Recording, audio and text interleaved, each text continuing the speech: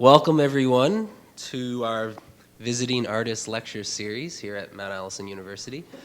This is a joint effort. It's a collaboration between the Department of Fine Arts, Owens Art Gallery, Struts Gallery, and Fawcett Media Arts Center. We are generously funded by all of those entities and of course the Canada Council for the Arts, who we'd like to thank. This is our second speaker in the series. And this is a part of an ongoing series that'll cover the next few semesters, and it includes other artists such as Rita McCoe, David Holinsky, Elizabeth McIntosh, Mark Klintberg, Ursula Johnson, and so on. The other thing I want to say before we get going is that Kyle is going to be giving a talk tonight. He's also doing studio visits with students, and the sign-up list, which has been heavily guarded over the last few days down by Leslie's office, is now here, and you can sign up.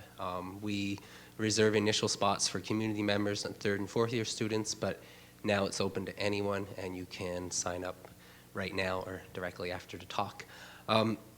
Another thing we started doing with this series this year is that usually myself or someone from the department gets up here and introduces the guest speaker.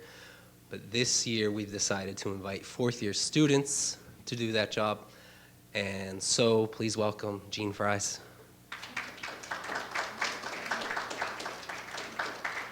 Actually, I'm Jeannie Fries.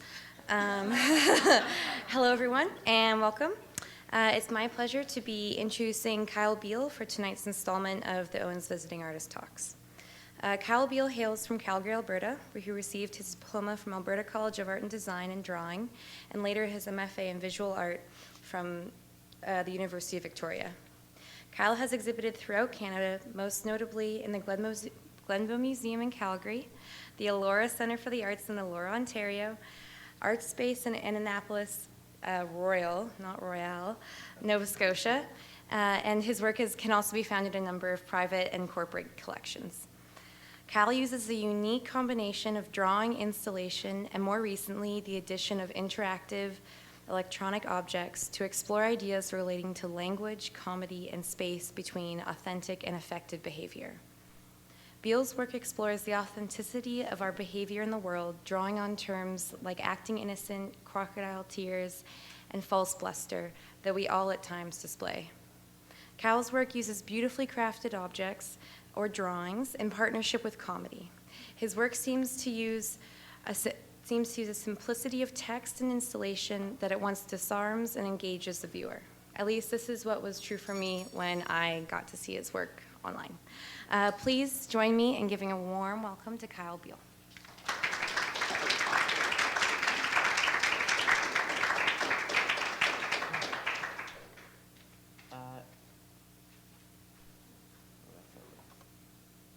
Yeah, so thanks everybody for coming, and thanks for Jerry and the department and the larger community for having me out. It's a real treat. One of the perks of being a visual artist is this kind of ability to travel and see the country a little bit. So yeah, as Jeannie said, I'm from Calgary, and I graduated from ACAD in drawing. One of the rare students of that year who took a diploma, not a degree. Because I was interested in the studio more than, I was a better studio student than an academic student, I guess you could say. And then, yeah, graduated there, moved to Victoria, did an MFA in a non-specific situation. It wasn't, you didn't have to specify a drawing or whatever. And then moved to Montreal, then have been back in Calgary for about 4 years. And the work, I'm going to kind of pick up, the talk today is, I would say, kind of 3 bodies of work that are interrelated over the last 5 years. But then this is kind of the oddball, and it's just to kind of start it off. So this work is called the Burnt Out Comedy Club, and it's a C-print, so photograph 40 by 40 in its actual size, and it's from 2006, and it kind of, for me, is a little bit of a keystone piece, just in that It's kind of a weird one. I'm not really a photographer, but when I was working in Montreal, I didn't have a studio for a lot of that time. And so I was working at home. And you kind of have to find different ways to work. You maybe can't work with like charcoal or wood shop, heavy, dusty stuff. So, you know, you're in your kitchen. So in this instance, I kind of figured out to make a sort of model maquette type situation and use photography.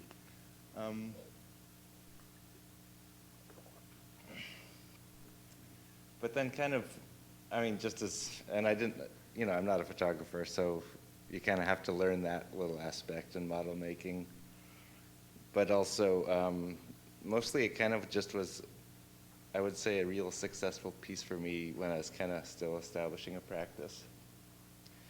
And it kind of introduced a lot of ideas that I found interesting and elusive and worth further exploration, but I didn't really know how to explore them, you know, specifically. So I just thought the comedy club was a real nice parallel to the art gallery in a lot of regards, in that they're kind of safe zones of experimental thought. You can say things that might not be fully formed or appropriate or comfortable for a kind of larger society. It's just a spot where there's an understanding that, you know, things can be a little messy and you can challenge kind of received ideas and stuff. But in this case, it's burnt out because sometimes those things are really problematic. So as we see every day, actually, people don't really like those ideas. Anyway, so in that way, it was a real like key piece for me, but I didn't really know how to further develop that and kind of keep it going until a few years later. This is an image that's from the exhibition Surveying the Dangerfield, which was in Montreal and kind of consisted of a series of drawings and then this drum kit that was rigged up to play like comedic rim shots when kind of people circulated the gallery. And excuse me, I think in two ways that exhibition was really successful for me. And that, I mean, you know, I did a drawing major, so I didn't really have that kind of technical expertise or like to know how to make a drum kit do these things. So in that way, you're kind of finding experts and friends and community members that can kind of broaden your skill set and your knowledge and work with them. So what happened there was I was kind of working with a couple of friends, and they weren't really artists, but they kind of introduced me into this Arduino platform, which some people probably here know about. It's just a real easy user-friendly electronics platform that's great for kind of making mechanical movement and stuff too. So that was the basic. In that way, it kind of introduced me, and then, I mean, technology is useless without an idea. And so I was kind of noodling with this drum kit, and I didn't really know what it could do or what it would be, or the final form is just like, let's make a robotic drum kit and just, we can have it to jam with, was the original kind of idea. And then I started this series of drawings, and I was going down to Vermont to do a residency because, again, I'd been working in my apartment for most of those years, and I thought those limitations were really important when I first graduated, to kind of have to face my practice every day, and walk past it and kind of have a coffee and stare at art. But then at a certain point, again, you're living in your studio, or your studio is in your house, so it kind of became a little bit untenable, just in terms of like the limitations became crushing. because you can't really get messy or whatever. So anyway, so I kind of made it a situation where I could take some time off and go on a residency. So I was down in Vermont, and part of the notion I had was I didn't know what to make exactly, but I thought I'll make some drawings because they're cheap and transportable, and you don't really need a lot of resources, but it's good to have a dedicated space where you can get messy and such. And so I started making charcoal drawings and doing research and stuff, and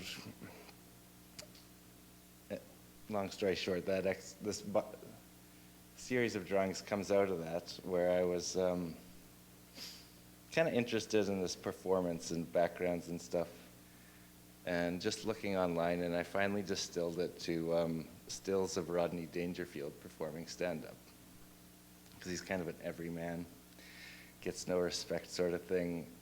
So what these Dangerfield drawings are is stills I found online that then he's been drawn out of. So it's just this kind of, in a way, kind of color field, but also spotlit situation. So I just brought a couple. I mean, there's just a hint of a kind of figure shadow in the corner of that one, and that's probably the most overt figure in it. And so, just to zip back, with the surveying the Dangerfield, I kind of wanted to create this space that was similar to a sort of comedy club that relates back to the original image of this notion of the viewer as the performer, and just the importance of having an audience and how they kind of are integral to the performance itself was the kind of notion. And then to have this thing that kind of mocks you as you kind of go around a little bit, like it's a kind of heckler machine, that drum machine. So,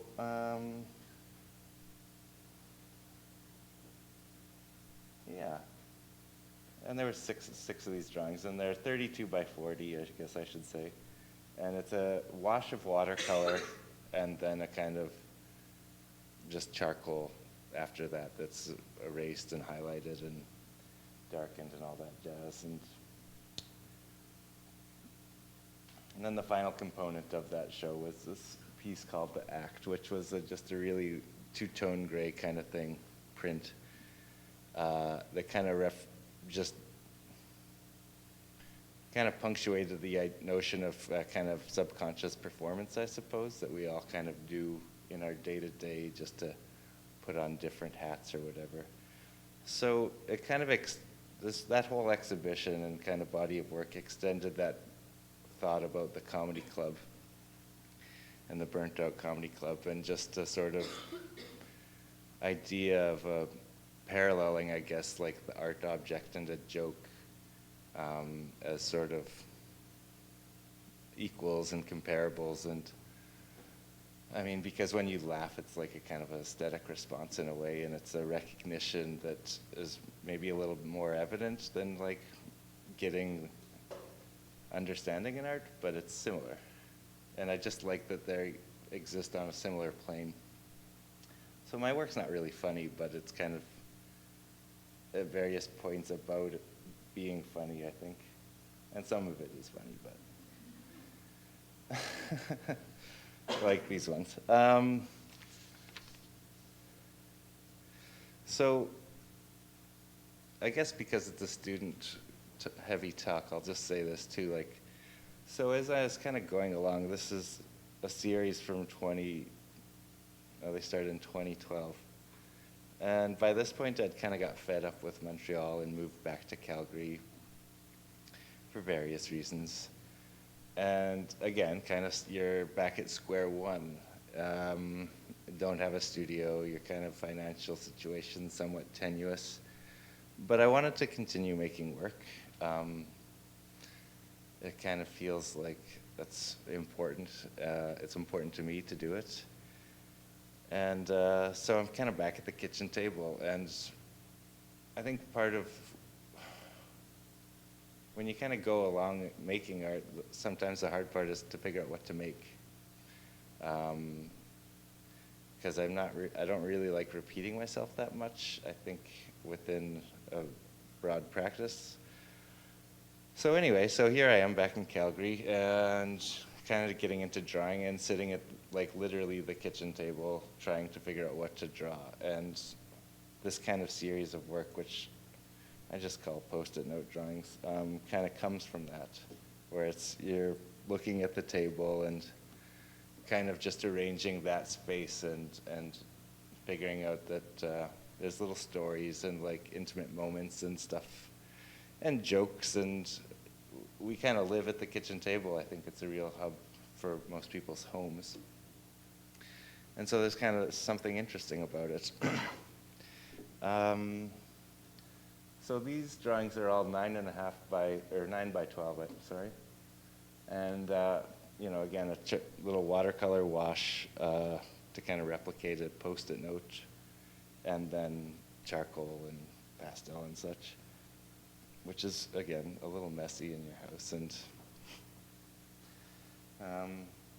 so they're kind of these just little bits of narrative and punchlines and stupid stuff, and they're not really, like for me, I guess, as just kind of really making things I could enjoy a little bit, and just having these tiny internal challenges, and not worried about kind of making an exhibition or having an overarching kind of thing. But then you make enough of them and you kind of think about them and things appear and stuff. So, am I talking too fast? It's okay? So, they can just be these kind of funny little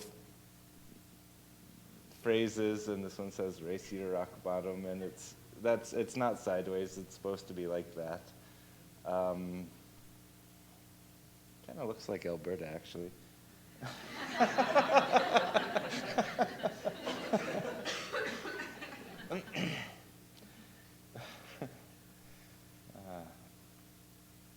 And yeah, so they're all just kind of discrete little drawings that have these little moments and such, and they're not autobiographical. Did I say that already?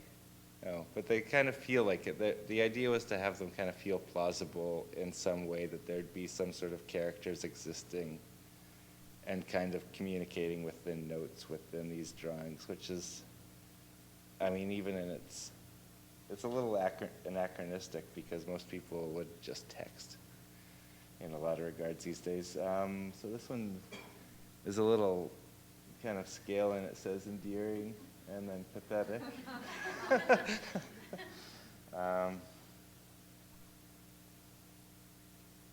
And they can get kind of jokey. And they get jokey. They're not, I didn't put them in any, they're not like first one and so on and so forth. They're not in any order of how I made them, but I did kind of order them for the purposes of this talk. So they get a little bit more jokey. Like, I thought this one was a pretty funny one. Have a good time with your beer and self-loathing and lost wages. And this one's kind of a personal.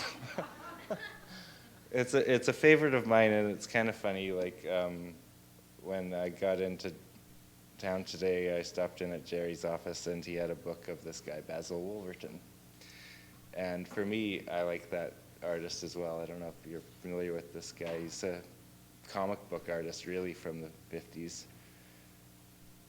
And what I find really attractive about his work is just the, like, he can't not make a joke, or like if there's a chance for wordplay, he takes it.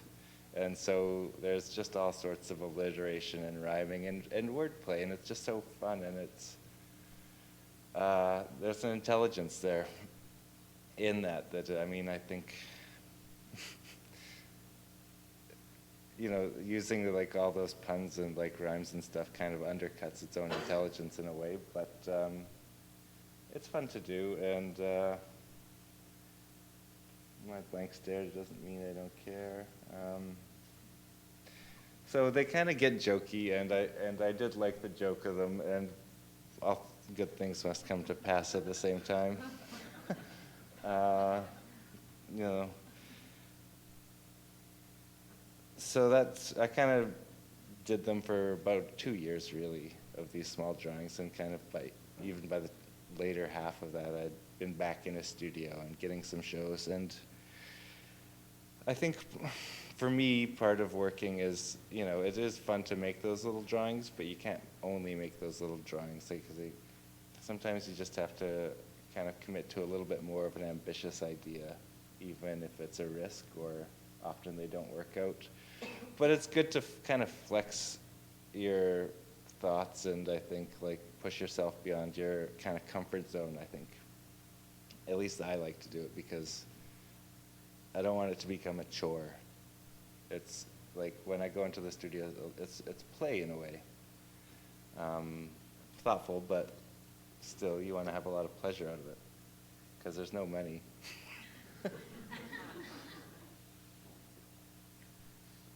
So kind of thinking about this sort of jokes again and this kind of play and just I came up with this piece and it's just called Knock Knock.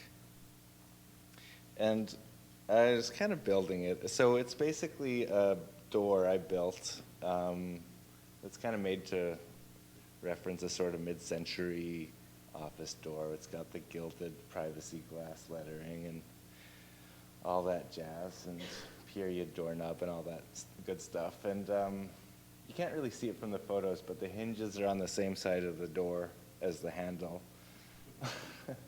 And the bucket kind of supports the whole thing. And it has the ability to knock itself. So it's kind of this elaborate knock-knock joke.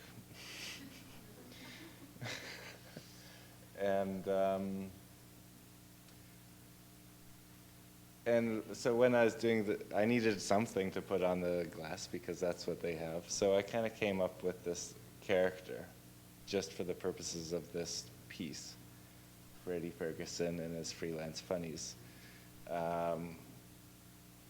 which, I'm making these little notes and these little kind of narratives and some other stuff that I haven't included. But I really like this work, but it's an oddball work for me. It doesn't really fit in seamlessly in a lot of the other works. So it's kind of like, well, okay, how do I put it in a show or include it, I want to include it in, but it doesn't really fit in comfortably. Because I've kind of gotten into the habit of maybe working in series or trying to have an overall thought that kind of encompasses an exhibition, as opposed to just showing a discrete kind of, this is what I made for 3 years or whatever. So I had a show in Calgary, and I knew I wanted to put this work in, and but I kind of didn't know what the rest of the work would be like as a result because I've been kind of working on a few different things. And so this is just one shot. This is basically the end result. It was a small, narrow space. And so this is the body of work that was the show. Excuse me, and most of it was made for the show. And I won't show all of them, but I'll show a couple. There's another shot. And this is in 2014, I'm sorry.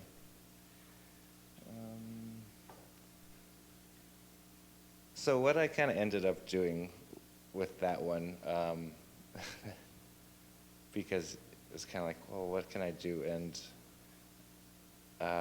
so I ended up kind of elaborating on the character of Freddie Ferguson and having him as this, he's a freelance comic, but he's kind of a hack. He's kind of like a outdated Catskills kind of comedian, a little bit like Basil Wolverton, kind of working at a big oak desk, just chuckling to himself all day, but so much so that he's kind of going broke or whatever. He's a failure because he can't not take the joke. So these are 2 letters I came up with that I think kind of frame the exhibition, and they're from him to me, offering his services because of So he's offering basically to write jokes for me because my work's not really that funny. But I have an interest in comedy, and I take him up on it, which is the second letter. So he gives me these kind of jokes. But the whole thing is like just, I won't read them, I should have, but they're better read, I think, so you can chuckle quietly. So that was the kind of conceptual framework for the exhibition, because it was like really trying to, I don't know, just figure out a way to make work and make work that I didn't already have a sort of comfort with. And I think it's kind of a well-established practice to sort of invent a character for yourself. That's just a reason sometimes, like, to give yourself a freedom, I think, in this case, to indulge all my love of wordplay. So this became kind of the big piece of the show. It's just untitled. It's just charcoal and pastel, I guess, and it's 50 by 38 inches. And the kind of backstory is, I don't know, maybe some of the older people remember Evening at the Improv. That was the kind of backdrop for it, and so there's an additional E on there, which is almost invisible. It's so, I don't know, it's not quite a prop, but I don't have much to say about it specifically either. And that's kind of it for that show. And that show is called Jokes, Jokes, and Jags, or Gags, I'm sorry. Part of the reason I had to kind of come up with this framework is because I'd had that show on the books and been working on another series of works, but they weren't ready. And I think as I've gone along, I've gotten more willing to be slow about it and try and be a little bit more thoughtful in my practice, and kind of let the idea develop, or let the ideas kind of come to me a little bit. And that certainly wasn't the case when I was in school. You're kind of like trying to, you get on the project treadmill, and I mean, I understand there's pressures of marking and all that jazz, so you kind of get into like a production mode. But then for my situation, I don't have to produce a weekly thing or whatever, so I've tried to go slower a little bit, and that became this series, which is the last kind of series I'll probably talk about.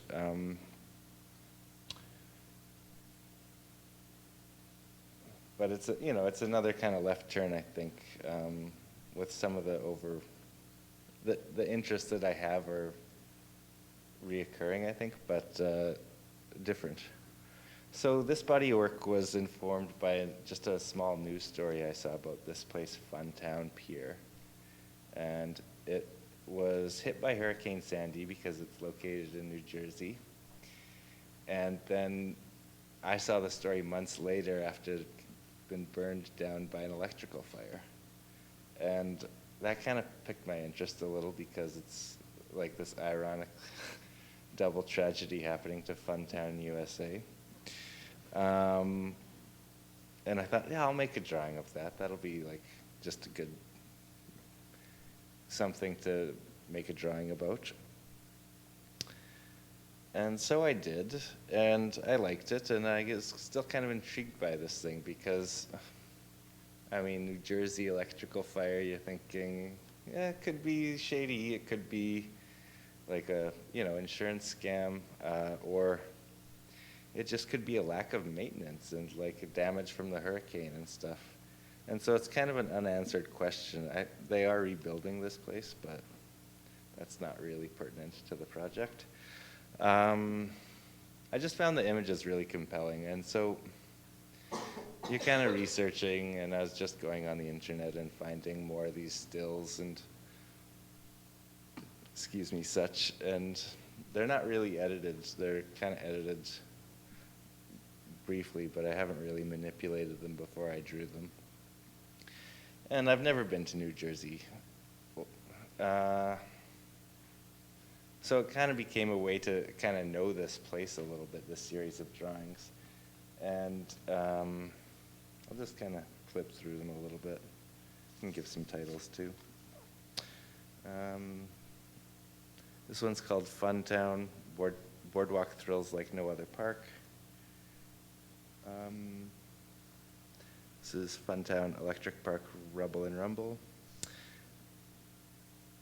And then, so what happened was I was kind of working on them. I had a couple drawings in the bag, and still just kind of like, okay, they're nice drawings, but, and so I kind of had this notion, I guess I could have said this like 20 minutes ago. I work as a picture framer as a 9-to-5 job. So I've been framing for almost 10 years, and I wouldn't say it usually influences my practice, but in this instance, I kind of had enough knowledge and kind of experience doing it that I knew I wanted to just do more than a simple frame. Just thinking about like some art frames and artist frames, like, I don't know if you guys know like William Karalik. Teachers probably do. He's kind of a famous Canadian guy. But he's got these great frames that are really, because he was a picture framer, but they're really kind of an extension of the works. And so it's kind of, you can't take a frame off of his drawings. You could frame around it, but I mean, what they are is they extend the work and they become more than just a protective kind of barrier or whatever. They're part of the work in a way that a lot of picture frames aren't. I think that Colville show, a lot of artist frames there too at the AGO. I didn't see it, but a little shout out to Mounte.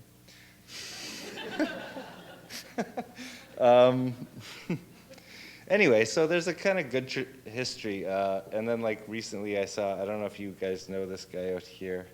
Oh my God, David Thauberger. And he has a show, actually I think it's coming to the Confederation Gallery. Again, I just saw it in Calgary, but he's got these amazing frames on his older works that are this beautiful extension of his paintings. And so I was interested in this because I do it for a living, and like the notion of putting another white frame on one of my things was just too much to bear. And then so I'm making these drawings and kind of developing at the same time the content of it a little bit, doing some research into the history of amusement parks and boardwalks and kind of figuring out how what I kind of want to add to this thing with these drawings. So I thought that having these, this is not the world's greatest example of it, slightly more kind of garish frames that reference the aesthetic of the amusement park was a good way to go to extend them and distract from the kind of sort of tragedy of the whole thing. I mean, it's not tragic that an amusement park burns down. I don't think any lives are lost, but relative to, you know, the drawings are kind of dark, I suppose. And so I want to have these frames that would really, you know, relate to them specifically and kind of contrast and maybe complicate it a little. Because, you know, part of my thinking was just about maintenance. And we kind of get distracted by shiny baubles as opposed to wanting to, you know, maintain the electrical system or whatever. And they're kind of, I would say, I really like them, but I think they got mixed reviews from a lot of people who kind of couldn't get past them. They're not, I mean, even for me, they were kind of weird to make because they're sort of outside of my comfort zone of like beauty, really. Like, this is an ugly frame in a way, like it, but then it works with the piece and it's kind of grown on me. And, you know, when you see it initially, it is a little garish, like an amusement park. And Yeah, so this one's called Night Falls on the Disaster Show. And these are pretty good size. They're 50, this is 50 inches by 26 inches on the paper. And then about 37 inches by 61 inches high. So they're pretty big. Electrical fire extravaganza. Yeah, there's only a couple left, and then that's more or less it. I guess I could keep going, but I feel like most of the things I want to say are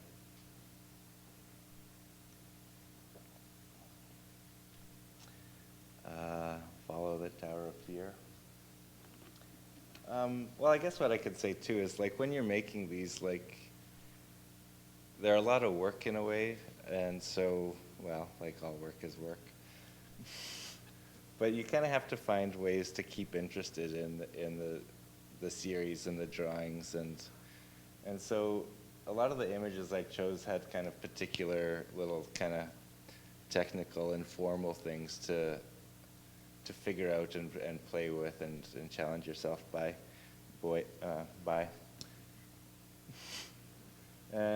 This one's fun because those dots are mirrors, actually.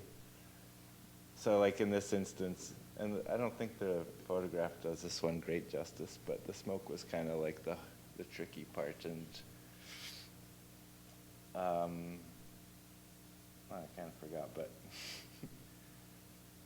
like when I was doing drawing in my undergrad, I wasn't in a technical drawing course. I was kind of in a drawing from. So I did a lot of sculpture, in fact. They weren't really doing charcoal drawing that much. It's kind of a quaint thing to do in a way, except in a contemporary way. This one's called Lighted and Blighted Bazaar. And it's like a mirrored scoop frame and then a mirrored backing, so it really is like that kind of house of mirrors.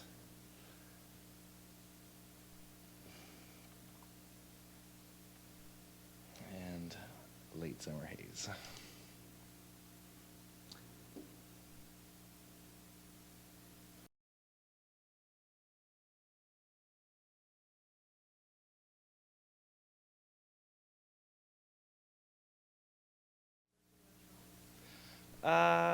Yeah, a little bit. I mean, I did a large installation after this that I didn't include in the talk because I actually have a lot of ambivalence about the project for my own personal reasons. So I didn't include it, but yeah, it's there. It's funny because for the first ones I was working with a couple other people who had some of the background that I didn't have, but collaboration's kind of hard, and then if you don't really have a formalized like employee boss kind of situation, it can get a little blurry as to who's doing what and whose ideas are being included and who gets the credit, which is all fine, and you know, the stakes are relatively low for a guy like me, but then to do it myself, because those guys lived in Montreal, I find the results really gratifying, but the process really trying, because every time it's kind of like the first time you're kind of having to learn how to do it, and yeah, so it's there, but then it's just a pain, and drawing is kind of a little bit more instantly gratifying. But then that's kind of something you have to fight. Like for me, I feel like I have to resist a little bit and kind of push yourself to do some of those other projects, just because you can kind of fall into an easy pattern, and you know, next thing I know, I could just be really making kind of what would for me be maybe boring drawings or something. So just because you kind of, it's easier to do that. So it's a trick, and then, you know, when you kind of, or I find for me again, like you can kind of get stuck in a way of working that I think, you know, when you're making drawings, it kind of leads to more ideas of drawings to make. So that's again like that balance, and it's kind of like a process to try and figure out a way to interrupt your own train of thought, I guess, to do something else. Because I was thinking about it on the way up. I mean, I've kind of presented of myself as a drawer, but I don't really think of myself as an exclusive like drawer. But then for the purposes of this talk, that's kind of the work I wanted to show, because they photograph better in some regards. So, and they're maybe easier to talk about because of, it's easier to look at them because of that. So it's tricky. You're kind of like always struggling, I think, to like not fall into the one thing, but that's just me.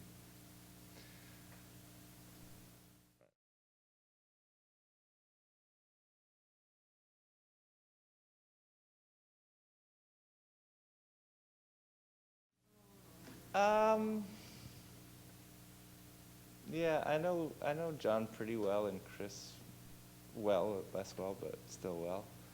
And yeah, like they've kind of been present for my whole kind of arts education. I would say at the very minimum, yeah, like seeing like a guy like John's work when I was in art college, and you could just be like, oh, okay, like we can, there's some liberties, and it doesn't have to be too serious. And I kind of think like, it's tricky. It's because I think John's a really smart guy myself, but he maybe gets painted with the like jester brush a little bit.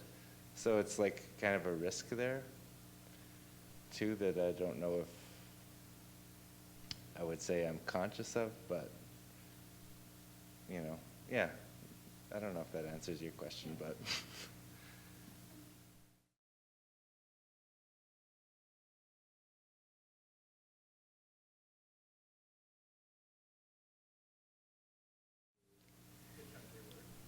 yeah,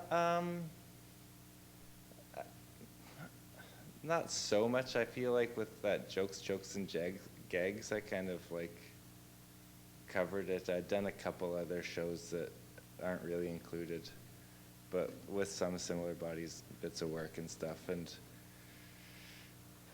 yeah, I guess I kind of feel like for the time being, I don't really have much more to add to that.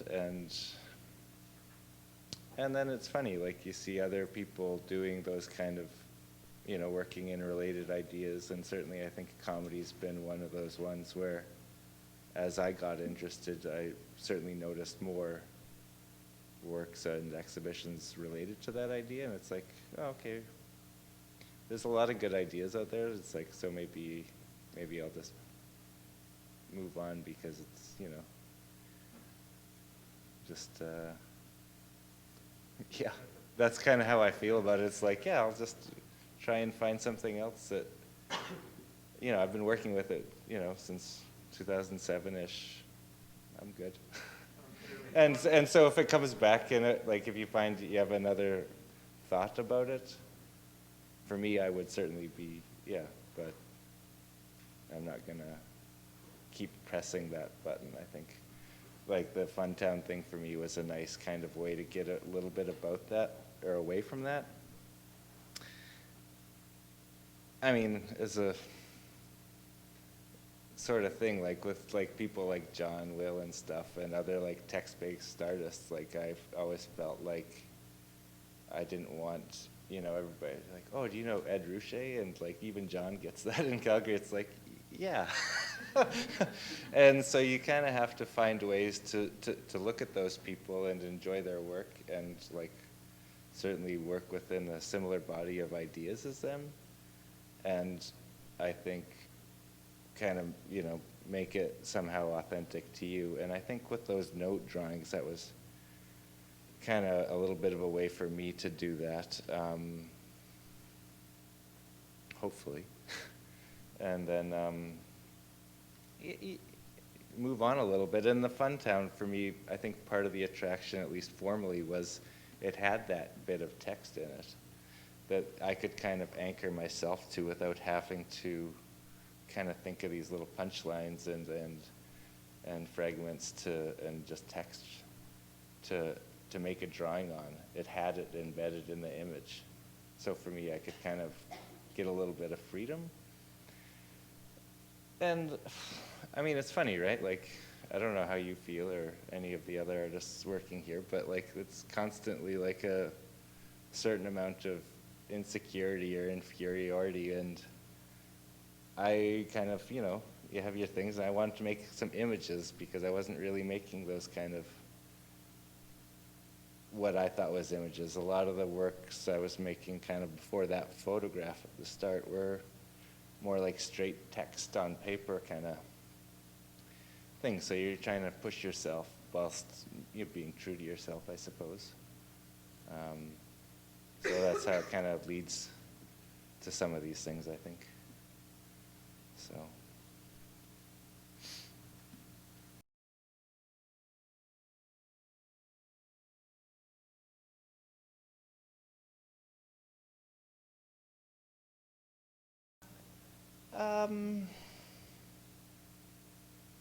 Yeah, I mean, a little bit. I know what you're saying, but I'm not sure if I have a direct answer to it. I would say in some regards it's like using a little bit, or like kind of thinking about sort of some of that mid-century stuff that's such like a post-war, so fertile for the arts and a bunch of things, and using it as, like a lot of people do, it's just grist for the mill in some regards, and there can be a bit of critique, I think. And then in the case of like the Funtown stuff, for sure, there are those things, and I definitely wanted like a mom and pop kind of feel for that, like kind of prior. I mean, the Funtown one is interesting because it's kind of the last of a sort of, it's a relic in a way. I mean, the amusement park's been overtaken by large corporate entertainment conglomerates, whereas their kind of pre-war history is more about a sort of introduction to modernity, and like things like they're almost tools for introducing a rural populace to electricity and rail travel, and a kind of non-class-based society. So, but then they kind of fall into disrepair because, they're really for adults in the early days, not so much kids, and now they're kind of, it's a family-friendly thing. So I don't know if it's like a longing for it or just like it's thinking about it, maybe. Is that a sort of answer? Yeah. But certainly, like with those, like the Dangerfield drawings, like is kind of like a little bit riffing on that kind of color field abstraction or sort of thing, where there's a sort of performative element to some of that works too. So it's not maybe totally obvious in the works themselves, but kind of it all goes in pinches, and then you get an artwork.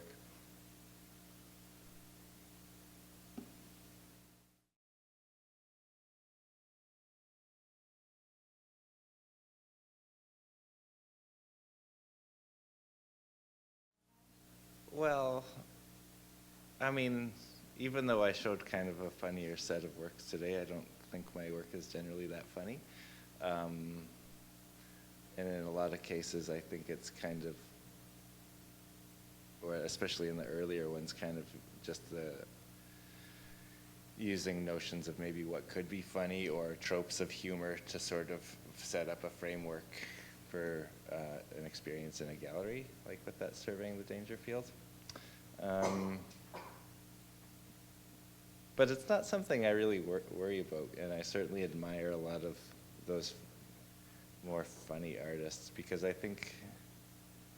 just think the joke is a really good vessel for actually critical thought.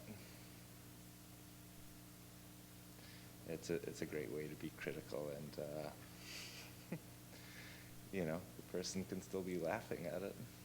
So, you know, they're digesting it whilst in a sort of, well, not always comfortable manner, but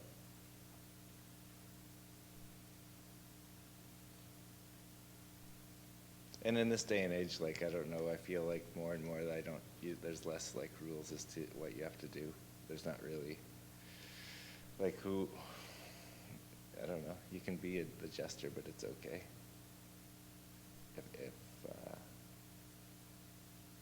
If there is such a thing as a jester.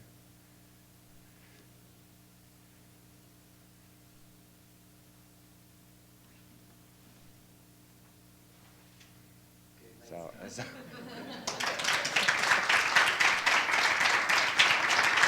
Oh, that was like super fast.